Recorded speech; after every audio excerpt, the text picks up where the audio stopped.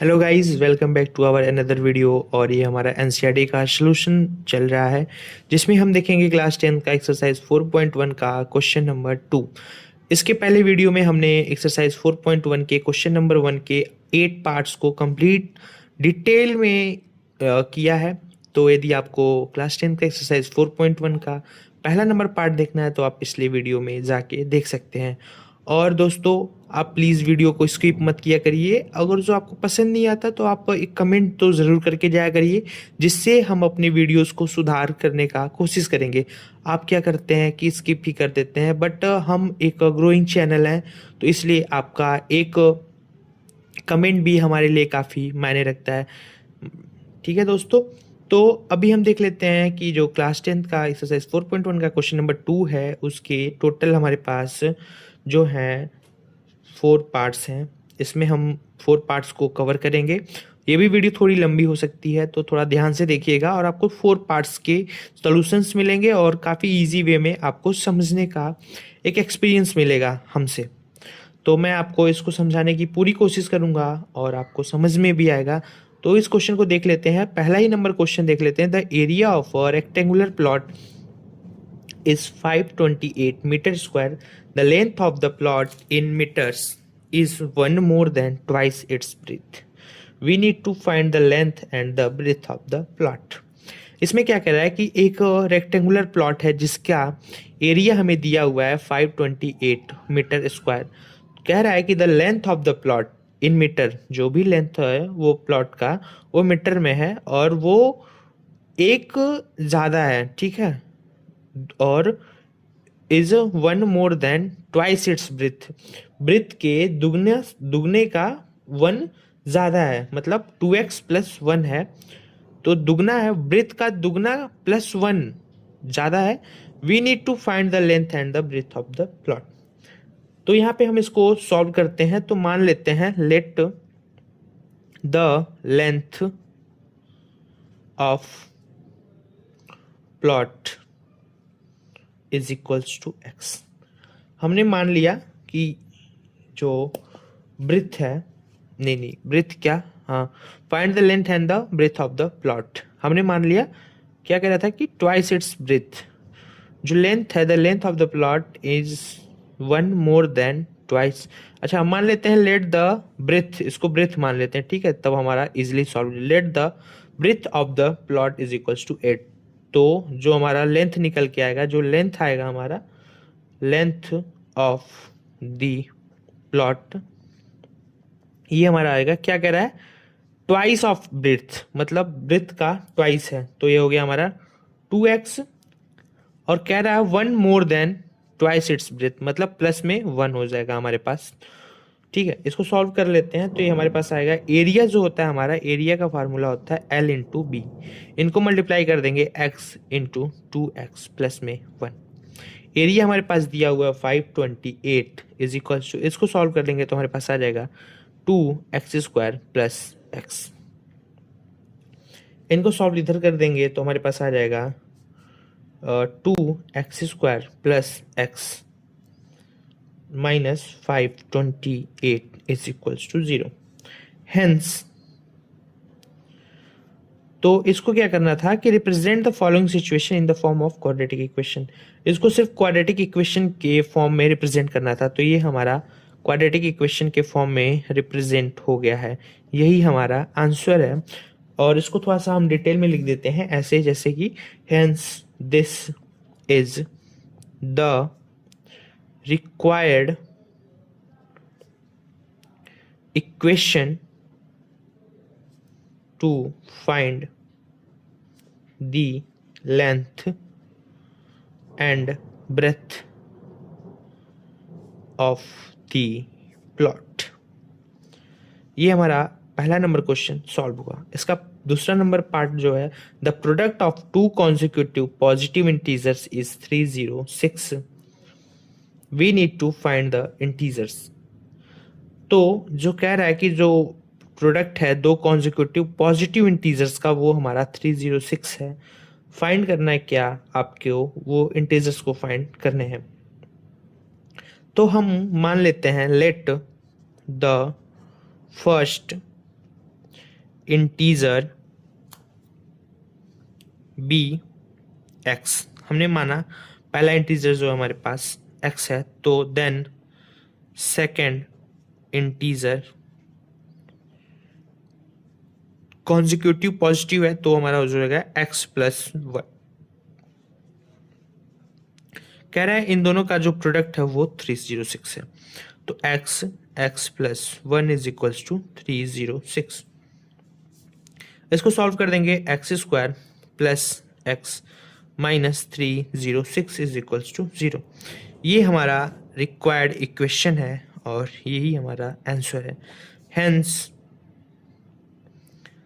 This is the required equation. Part number 3 हमारा जो कह रहा है वो ये कह रहा है कि Rohan's mother is 26 years older than him. एक आदमी है, ठीक है, उसकी जो रोहन की मदर है वो उससे 26 साल की बड़ी हैं। The product of their edges in years 3 years from now will be 360। उन दोनों के 3 साल बाद, अभी से 3 साल बाद उन दोनों का जो एज का मल्टीप्लिकेशन है वो हमारा जो हो रहा है 360 हो रहा है। तो we would like to find the Rohan's present age. हमें रोहन का प्रेजेंट एज फाइंड करना है, तो उसके लिए हमारे पास एक इक्वेशन लिखी है। तो हम मान लेते हैं let the Rohan's age is equals to x. हमने माना कि जो रोहन का एज है वो एक्स है। अभी क्या कह रहा है कि जो उसकी मदर है वो रोहन से 26 साल बड़ी हैं, तो जो उसकी मदर की एज आएगी then his mother's age x plus 26, ये आ जाएगा, ठीक है। आफ्टर 3 years, फिर क्या कह रहा है कि आफ्टर 3 years फ्रॉम नाउ जो इन दोनों का मल्टीप्लिकेशन है वो हमारा 360 हो रहा है। 3 years, तो इसमें भी +3 ऐड हो जाएगा और इसमें भी +3 हो जाएगा, तो x प्लस 3 रोहन का एज हो जाएगा और सेम इसमें भी मल्टीप्लाई कर देंगे तो x plus 26 plus 3 is equals to 360। ये आ जाएगा हमारे पास। इसको हम सॉल्व कर लेते हैं, तो ये हमारे पास आ जाएगा x plus 3 x plus 29 is equals to 360। x into x square plus 29x plus 3x plus 29 into 3 जो हमारे पास आ जाएगा वो हो जाएगा 87 इज इक्वल्स टू 360। इसको सॉल्व करते हैं तो हमारे पास आएगा एक्स स्क्वायर प्लस 29 प्लस 3, ये हो जाएगा हमारे पास प्लस का 32x plus 87 minus 360 is equals to 0। इसको सॉल्व कर लेते हैं तो हमारे पास आ जाएगा x square plus 32x plus 87 minus 360, तो आ जाएगा -273 इज इक्वल्स टू 0। हेंस ये हमारा रिक्वायर्ड इक्वेशन हो जाएगा। इसको ले लेते हैं equation number 1। Hence first equation is required to find Rohan's present age. इस इक्वेशन से हम रोहन का प्रेजेंट एज फाइंड कर सकते हैं। इसमें हमारा पार्ट नंबर 4 जो है इसमें कह रहा है कि अ train travels a distance of 480 kilometre at a uniform speed. जो हमारा एक ट्रेन है वो एक यूनिफॉर्म स्पीड पे 480 किलोमीटर का डिस्टेंस ट्रेवल कर रहा है। If the speed had been 8 kilometre per hour less, अगर जो स्पीड जो है 8 किलोमीटर पर आवर कम कर दी जाती है तो then it would be taken 3 hours to cover the same distance. तो क्या करता है, 3 घंटे ज़्यादा लेता है सेम डिस्टेंस को कवर करने में। We need to find the speed of the train. Train की स्पीड फाइंड करने के लिए हमें इक्वेशन बताओ। तो हम क्या कर लेते हैं, let the speed of train is equals to x kilometre per our.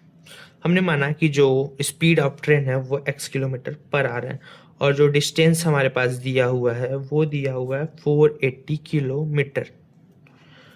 तो हम जो टाइम निकालते हैं नॉर्मल स्पीड पे, तो टाइम जो हमारा आएगा, टाइम इन नॉर्मल स्पीड निकालते हैं तो ये हमारे पास आएगा 480। टाइम का वही फॉर्मूला, डिस्टेंस अपॉन स्पीड कर देंगे, तो 480 अपॉन x। फिर क्या कह रहा है, देन, या फिर इसको मतलब व्हेन, देन नहीं, when speed is 8 kilometre per hour less. अगर जो हमारा जो स्पीड है वो 8 किलोमीटर पर आवर लेस कर देते हैं तो 480 कितना टाइम लगेगा, ठीक है। तो वही टाइम हम यहाँ पे फाइंड करें, time when speed is 8 kilometre per hour less, तो 480 अपॉन x माइनस में 8 कर देंगे, क्योंकि हमारी स्पीड को कम करने में मतलब 8 आवर से स्पीड को कम कर दे रहे हैं, तो हमारे पास 480 माइनस x आ जाएगा। इसको हम सॉल्व करते हैं तो हमारे पास आ जाएगा 480 upon x minus 8 minus 480 upon x। इन दोनों का जो मतलब डिस्टेंस, जो एक्स्ट्रा टाइम लग रहा था वो हमारा 3 आवर्स का लग रहा था, तो उसको हम 3 मान लेते हैं। इसको सॉल्व कर लेंगे तो ये हमारे पास आ जाएगा x minus 8 480 x minus 480 x minus 8 is equals to 3। इसको आगे सॉल्व करते हैं तो हमारे पास आ जाएगा 480x minus 480x minus 8 into, तो ये हो जाएगा माइनस माइनस प्लस 3640 आ जाएगा हमारे पास। इसको सॉल्व कर लेंगे तो आ जाएगा x square minus 8x is equals to 3। ठीक है, यहाँ तक हमने सॉल्व कर ली। इसको सब्ट्रैक्ट हो जाएगा तो ये हमारे पास हो जाएगा 0, तो हो जाएगा ऊपर बचेगा हमारे पास 3640 इज इक्वल्स टू, इसको इस साइड भेज देंगे तो 3x स्क्वायर इधर आएगा तो मल्टीप्लिकेशन में हो जाएगा माइनस 8x, ये आ जाएगा हमारे पास 3640 is equals to 3x square minus 8 3 ज़ा 24x, तो ये आ जाएगा 3x square minus 24x minus 3640 is equals to 0। ये जो हमारा होगा रिक्वायर्ड इक्वेशन होगा, this is the required equation. तो हमारा क्लास 10 का एक्सरसाइज 4.1 का क्वेश्चन नंबर 2 कंप्लीट होता है। आपको अगर जो वीडियो पसंद आई हो तो लाइक करें, शेयर करें और अपने दोस्तों के साथ ज़रूर से ज़रूर शेयर करें और अपने क्लास के ग्रुप में भी शेयर करें, जिससे हमारा मोटिवेशन अप हो। तो थैंक यू सो मच, मिलते हैं नए वीडियो में।